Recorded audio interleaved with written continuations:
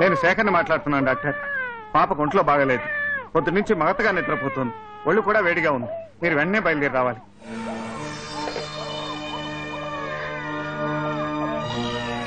ఒళ్ళు ఇందాకటి కంటే వేడిగా ఉందండి. ఉదయం పాపకి ఏం తినిపించావు? ఏం తినిపించలేదండి. ఏం తినిపించకపోతే ఎందుకు ఇలా జరుగుతుంది? మాట్లాడమే. మాట్లాడేది ఏముంది? నేను నష్ట జాతకురాలిని. నా చేత్తో పెట్టిపోతలు జరగడం వల్లే పాపకి ఇలా జరిగింది. అదేమి మాటలు వదినా? లేదా నా నీడ పడ్డం వల్లే పాపకి ఇలా అయింది. దయచేసి అలాంటి మాటలు అనకక్క. రండి డాక్టర్. పాపకి ఏమైందో చూడండి.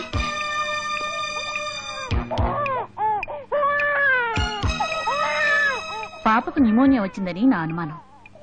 పాపకు తలంటు స్నానం చేయించారా? అవునండి, ఉదయం నలుగు పెట్టి స్నానం చేయించాను. అదే కారణం అయి ఉంటుంది. పాతకాలం స్నానాలు ఇప్పుడు పిల్లలకు పడవు. ఊపిరి కూడా కష్టంగా లాగుతుంది. ఇంత చిన్న వయసులో న్యూమోనియా వస్తే ఏమవుతుందో చెప్పడం కష్టం.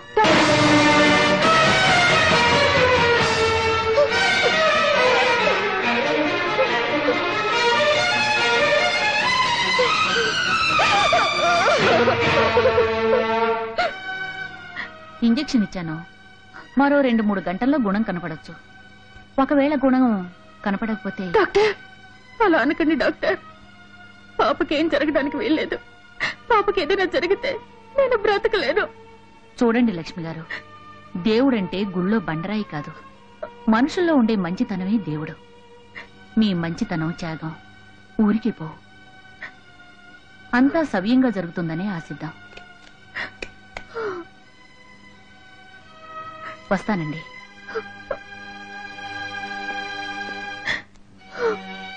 లక్ష్మి, పెద్దదానివి, నువ్వే ఇలా దిగులు పడిపోతే ఎలా? చిన్నపిల్ల లలిత మరీ దిగులు పడిపోదు. వెళ్ళి లలితకి ధైర్యం చెప్పు.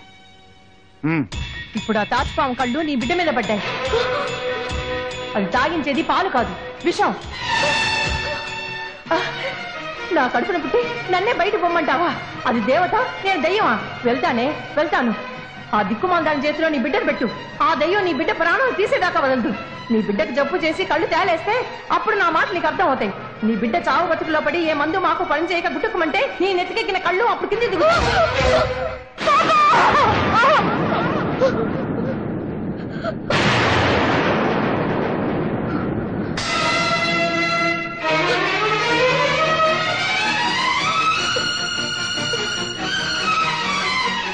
పాపనిలా ఇవ్వండి.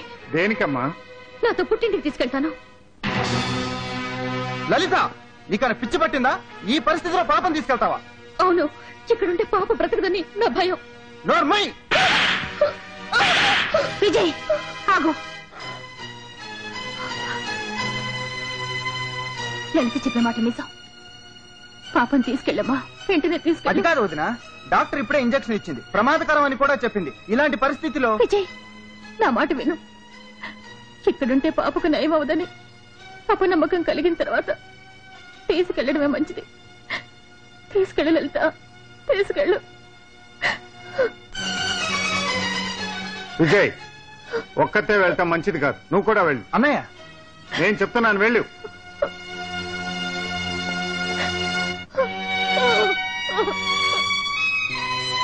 లక్ష్మి,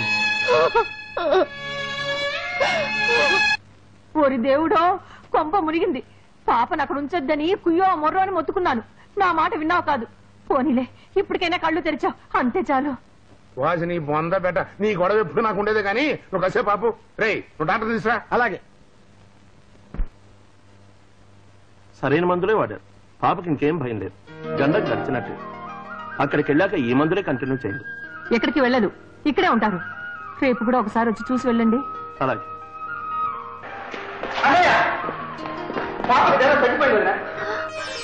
చాలా సంతోషం. పోనీ విజయ్, చల్లటి వార్త తెచ్చావు. పాప దగ్గర లలిత ఒక్కతే ఉంటుంది, నువ్వు తోడుగా ఉండవు. మీ వదిలి చెప్పిందే నిజం. ఈ సమయంలో నువ్వు అక్కడ ఉండటమే మంచిది. వెళ్ళు.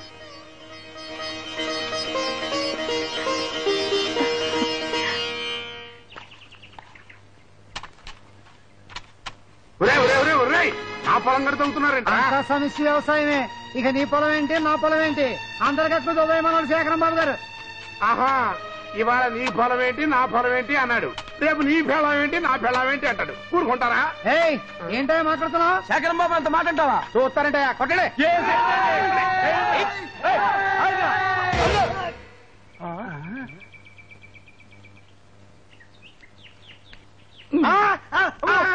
అరవ బకరా నేనే. అవును అవతల జరేంటారు, నన్ను కొట్టిస్తున్నా. ఏం చేయమంటారండి? లేకపోతే నాకు పేలిపోద్ది. దేశ రాజకీయాలు మామూలే కదా. అరవ బకరా అవతల వినపడుతుంది. ఎన్నాళ్ళు తప్పించి తిరుగుతారండి? శేఖర్ బాబు మీద దిగు వల్ల వాళ్ళు ఊరుకోరు. అవును రోయ్, శేఖర్ బాబు దేవుడే. వాళ్ళు అతని మీద ఏగనేమో, నేను దోమ కూడా వాళ్ళే. బాబాయ్ ఇదేంటండి ప్లేట్ ఇలా మార్చేశారు? మార్చకపోతే నాకు పేలిపోద్ది. చూడు, ఈ సమిష్టి వ్యవసాయంలో నా భూమి కూడా చేర్చిపోతున్నానని ఆ పెద్ద మనుషులు చెప్పి రమ్మనని చెప్పు. ఇది కుటుంబ రాజకీయం ఆడబోతున్నానులే. ఎవరు? మేం కాదు. అవునులే. చాలా సంతోషం కనకయ్య. నీ పొలం కూడా సహకార వ్యవసాయంలో కలపడానికి ఒప్పుకున్నావటగా? ఊరంతా ఒప్పుకున్నా, నువ్వు ఒప్పుకోవనుకున్నావు. అదేం లేదండి, ఇన్నాళ్ళు ఉలిపి కట్టెలా బతికాను, ఇప్పుడు ఊరందరితో కలిసి బతుకుదామని. ఏదైతేనే మంచి నిర్ణయం తీసుకున్నావు, మిమ్మల్ని అభినందిస్తున్నాను. అభినందనలతో పాటు దీని మీద మీ ప్రెసిడెంట్ గారితో ఒక సంతకం పెట్టించాలి. ఏమిటండి ఇది? నా పొలం సరిహద్దులు తెలిపే ప్లాన్ అండి. హద్దులే చెరిపేస్తుండే సరిహద్దులతో పని ఏమిటయ్యా? అమ్మమ్మమ్మమ్మమ్మ అంత మాట అనకండి. రేపు నేను హరి అన్నాను అనుకోండి, ఎంచక్క షాప్ ఓనర్ నేను అయిపోవచ్చు. తేరగా వస్తే దొబ్బేద్దామని. అసలు ఇటు తెచ్చాడనుకోండి, లేకపోతే ఆస్తా పడాలి, ఎవరికి రా నష్టం. అదే నా కూతురు నా పొలం సరిహద్దులు తెలియాలంటే మరి ఈ ప్లానే కదా ఆధారం. సహకార వ్యవసాయంలో తెలియాల్సిన అవసరం ఏముంది? కీడెంచి మేలెంచమన్నారండి. రేపు ఈ సహకార వ్యవసాయం దెబ్బతిని ఎవరికి వాళ్ళు విడిపోదాం అనుకుంటే సరిహద్దులు ఎలా తెలుస్తాయి? అందుకని నాకే కాదండి, ఎవరికైనా సరిహద్దులు తెలిపే ప్లాను గీసి సంతకం పెట్టి ఉంచుకోవడం వల్ల నష్టం లేదు కదా. ఏమంటారు? అవును. ఇంతవరకు నాకు ఈ ఆలోచన తట్టలేదు. ప్లాన్ల మీద సంతకాలు పెట్టుకోవడం అందరికీ మంచిదే. ఈ విషయం సేకరణతో మాట్లాడి అన్ని ఏర్పాటు చేస్తా. మంచి సలహా ఇచ్చావు. వస్తా.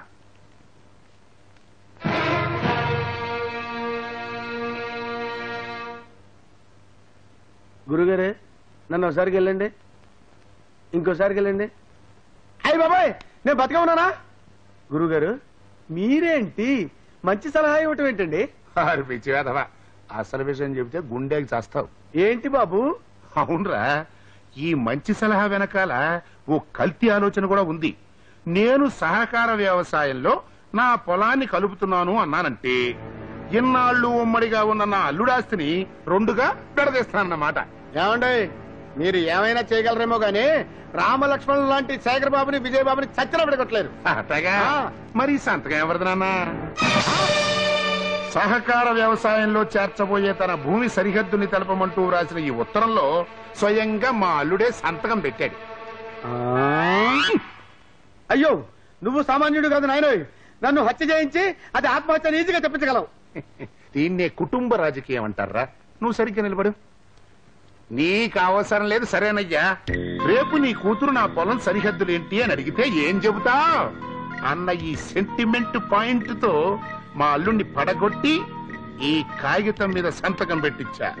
ఇప్పుడు చూడు, ఈ కాగితాన్ని అడ్డం పెట్టుకుని ఆ శేఖర గాన్ని గాలిపట్టం ఆడించినట్టు ఆడించి నా కక్ష తీర్చుకుంటా రామలక్ష్మణుల లాంటి అన్నదమ్ముల్ని విడదీస్తా. అయ్య బాబోయ్ మీరు రావణాసురుడు అన్నమాట.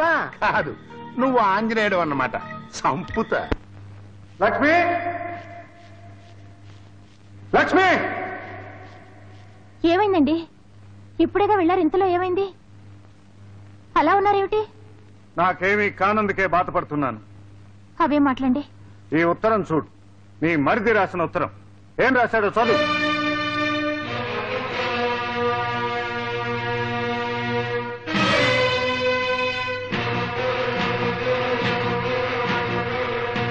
మీరు దీంట్లో కోపం తెచ్చుకోవడానికి ఏముందండి?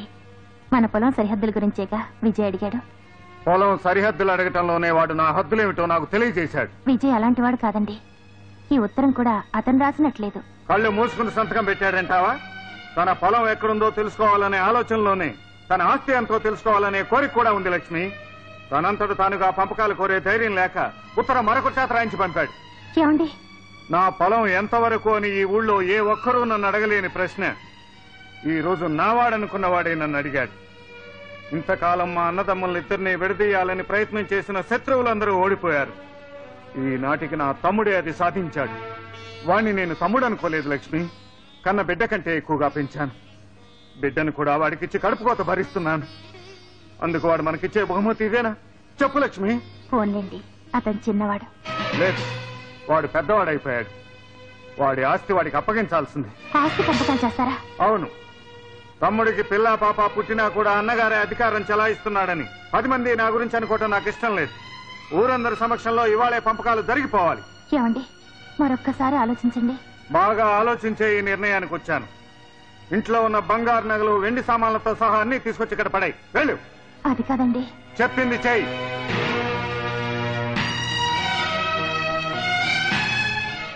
అన్ని వస్తువులు పెట్టావా?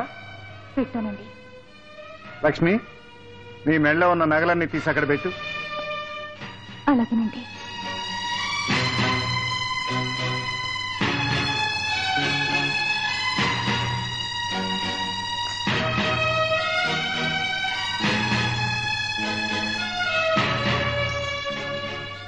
ఆగు. మెళ్ళో ఉన్న మంగళసూత్రాలు తీసి అక్కడ పెట్టు. నిన్ను పెళ్లి చేసుకున్నప్పుడు పసుపు కొమ్ము మాత్రమే నీ మెళ్ళో కట్టాను. ఏ పసుపు తాడుకు నన్ను ప్రాణాలతో ఉంచే శక్తి లేదా?